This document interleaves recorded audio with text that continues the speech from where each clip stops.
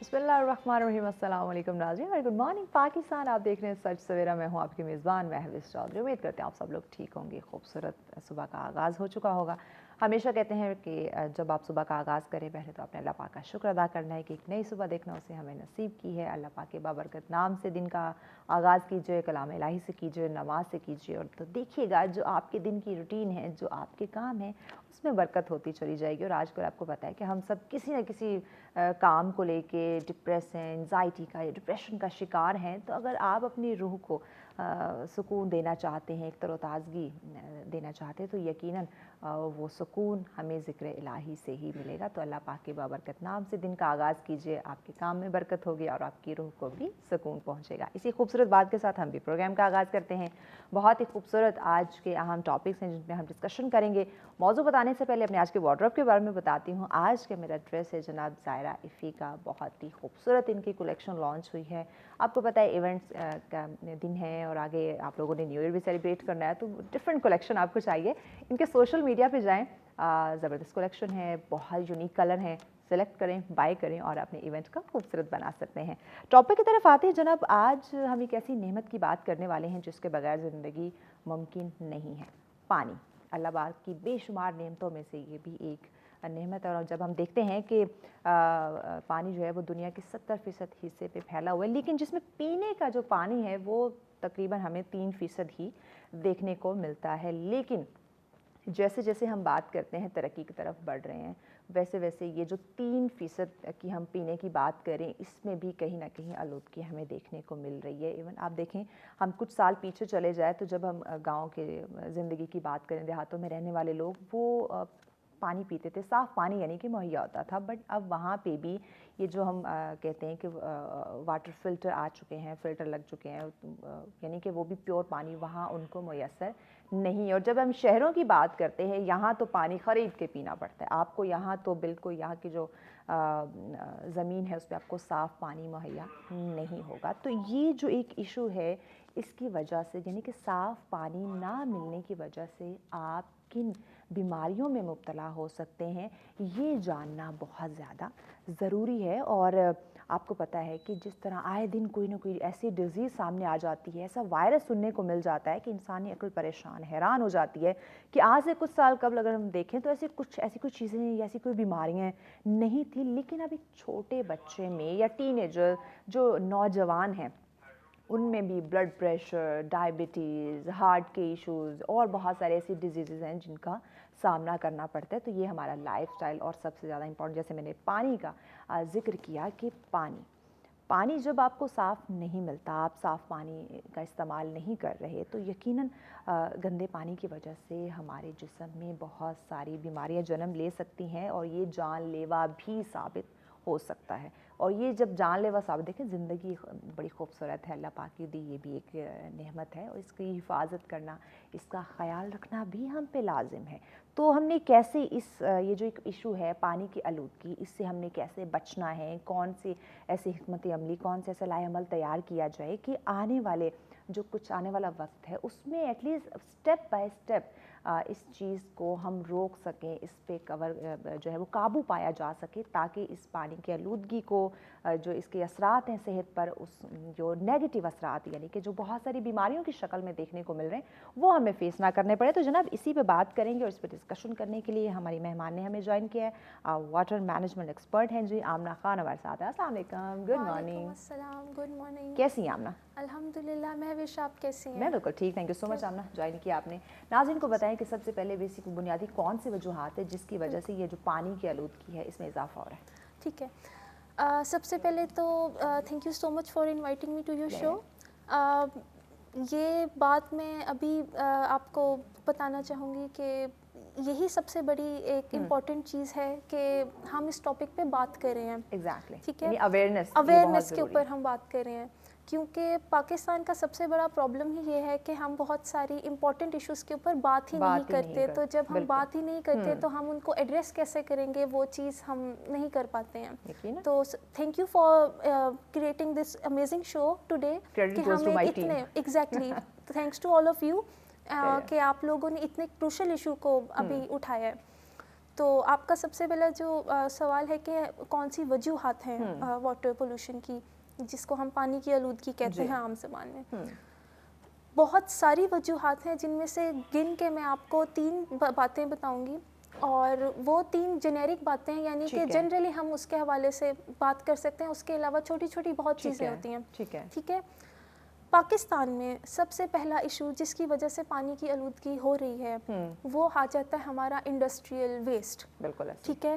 وہ سارا خراب مادہ جو ہمارے کارخانوں سے نکل رہا ہے اس ٹائم. ٹھیک ہے. اور سب سے پہلا میجر سورس یہ ہے، آپ سمجھیں کہ اگر پاکستان میں پانی کی آلودگی کا مسئلہ ہے تو اس میں 80% جو ہاتھ ہے نا وہ ہماری انڈسٹریل ویسٹ کا ہے. وہ پانی جو ہمارا انڈسٹریل اس سے آ رہا ہے، خاص طور پہ ہماری میٹلرجی کی انڈسٹری یا ہماری ٹیکسٹائل انڈسٹری. ٹھیک ہے. اب پاکستان کا سب سے بڑا پرابلم یہ ہے کہ ہم ہیں، ہمارا شمار ہوتا ہے ڈیولپنگ کنٹریز کے اندر. ٹھیک ہے. ہم لوگ اکنامکلی، ہم لوگ ایون سوشلی اتنے زیادہ ڈیولپ نہیں ہیں ابھی کہ ہم بہت ساری چیزوں کے اوپر کام کر سکیں. یہاں آپ کو پتہ ہے پاورٹی ریٹ پاکستان میں بہت ہائی ہے. ہمارے بیسک مسئلے ابھی تک نہیں سلجھ پا رہے ہیں. نئے مسئلے جو ہیں وہ سامنے آ جاتے ہیں. ان کو کر سکیں. تو پرابلم یہ ہے کہ جہاں ہمارے پوری دنیا انڈسٹریز کو ڈیولپ کر چکی ہے، ہم انڈسٹریل ریولوشن کو بہت اہمیت دیتے ہیں کہ 1790 سے لے کے اب تک انڈسٹریز کی وجہ سے انسان نے کتنی ترقی کی ہے. وہ قابل دید ہے، مطلب دیکھنے کے قابل ہے. ہمیں پتہ ہے ہم ڈیجیٹل ایرا میں شامل ہو چکے ہیں، ہماری ٹیکنالوجیکل ایڈوانسمنٹ بہت زیادہ ہو چکی ہے، لیکن پاکستان اس سب حساب سے بہت پیچھے ہے. ہم ٹیکنالوجی کی بات کریں تو ہماری انڈسٹریز ابھی اتنی ایفیشینٹ ہی نہیں ہوئی کہ ہم ٹیکنالوجی کو اس طرح سے اپنے کارخانوں میں شامل کریں کہ وہ ان بیسک مسئلوں کو حل کر سکیں.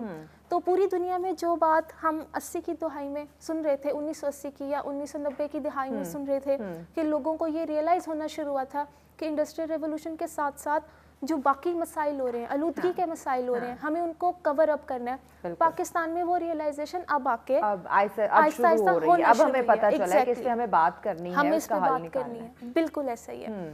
تو انڈسٹریل ویسٹ ہم لوگوں کا پروڈیوسنگ دی فرسٹ پلیس اس لیے ہو رہا ہے کہ ہم ٹیکنالوجیکلی بہت پیچھے ہیں. اب تک ہماری مشینیں، اب تک ہمارے سسٹم، ہمارے آپریشنز کارخانوں میں اس حد تک ڈیولپ ہی نہیں ہوئے کہ ہم ویسٹ مینجمنٹ کو یا ویسٹ ریڈکشن کی طرف جا سکیں.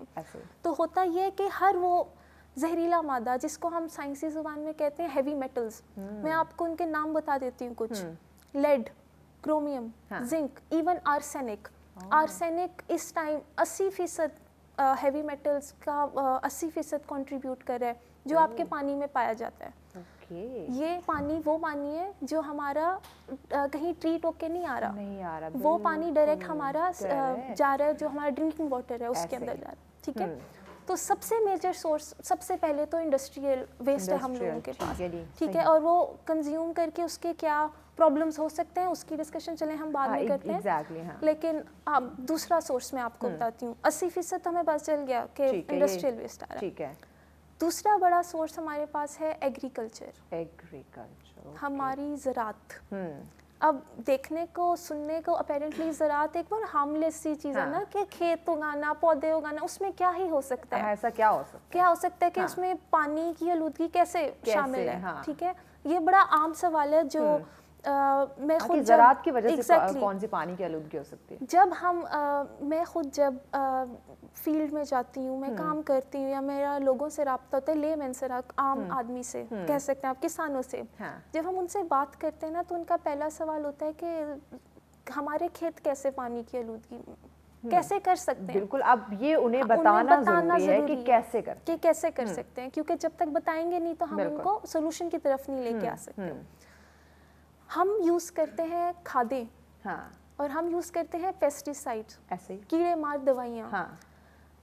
ہر دنیا کے حصے میں FDA کا ایک ادارہ موجود ہوتا ہے، فوڈ ریگولیٹری اتھارٹیز، جو ایگریکلچر کو بھی ڈیل کرتا ہے. ٹھیک ہے.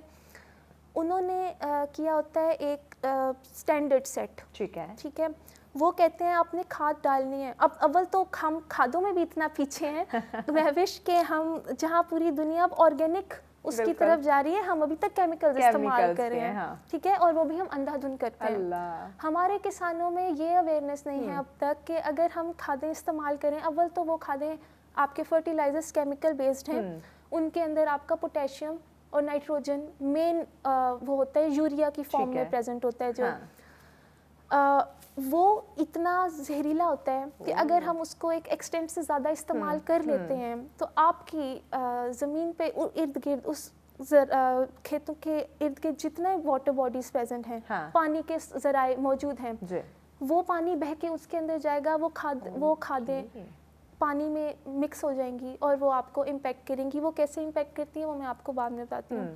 ایک یہ چیز. ٹھیک ہے. دوسرا کیڑے مار ادویات کا استعمال. بالکل ہر جگہ پہ یہ رول ہوتا ہے کہ اگر آپ نے دن میں ایک دفعہ صبح کے ٹائم کھادوں کے اوپر کیڑے مار کر دیا ہے تو آپ فوراً نہیں کرتے، وہ آپ روٹیشن کے ساتھ کرتے ہیں، آپ وقفہ دیتے ہیں اور آپ ایک بہت مخصوص کوانٹٹی کے ساتھ کرتے ہیں. ایسے ہی اب میں اس کو کنسیڈر کرتی ہوں کہ آپ کہہ لیں کہ ویسے ہی پاکستان ایک انسیکیور اسٹیٹ ہے، ہمارے پاس ویسے ہی مسائل بہت زیادہ ہیں، ڈر بہت پایا جاتا ہے. تو جب ہماری ایک سب سے اب آپ کو یہ بتایا کہ تصدیق کے ہم چیزوں کو اپنے اوپر حاوی کرتے ہیں.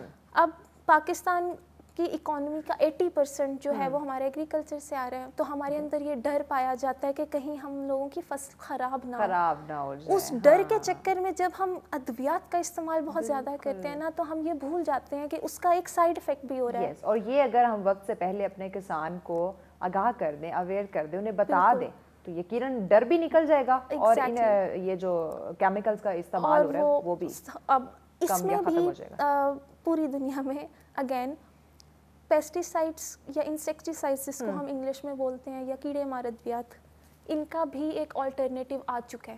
ٹھیک ہے. ہمارے یہاں پہ ابھی تک ہم اسی ٹریڈیشنل وے کے اوپر ہیں.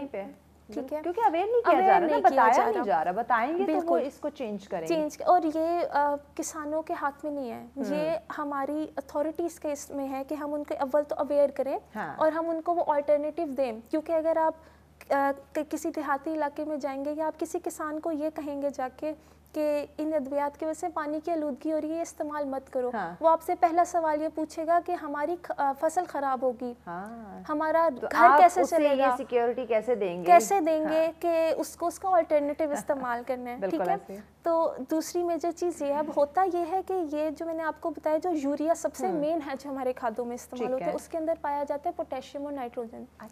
وہ کرتا یہ ہے کہ جس ٹائم سمجھے بارش ہو گئی یا ہم کھیتوں کو پانی دیتے ہیں تو ہوتا یہ ہے کہ وہ جو کھادوں کی نیوٹرینٹس ہیں نا یہ اس پانی میں شامل ہو جاتی ہیں اور اس پانی نے بہہ کے کھیت سے نکلنا بھی ہے. جب وہ نکل کے جائے گا تو وہ اس کے اندر شامل ہوں گے یہ مادے، اور جب یہ واٹر باڈی کے اندر شامل ہوں گے تو اگر وہ کسی دریا میں جا رہا ہے وہ پورا کا پورا دریا کا ایکو سسٹم تباہ ہو جائے گا، کیونکہ یہ اتنے زہریلے ہوتے ہیں. میں آپ کو تھوڑا سا اس کا بتا دیتی ہوں کہ ہوتا کیا ہے کہ جب یہ خاص طور پہ پوٹیشیم اور نائٹروجن ہمارے پانی کے کسی بھی ذرائع کے اندر جاتے ہیں، اس کا ایک پروسیس ہوتا ہے جس کو ہم سائنسی زبان میں کہتے ہیں یوٹروفیکیشن. ٹھیک ہے. عام زبان میں ہوتا یہ ہے کہ یہ الجی کو، جس کو ہم الجی بولتے ہیں، اس کو فیڈ کرتا ہے.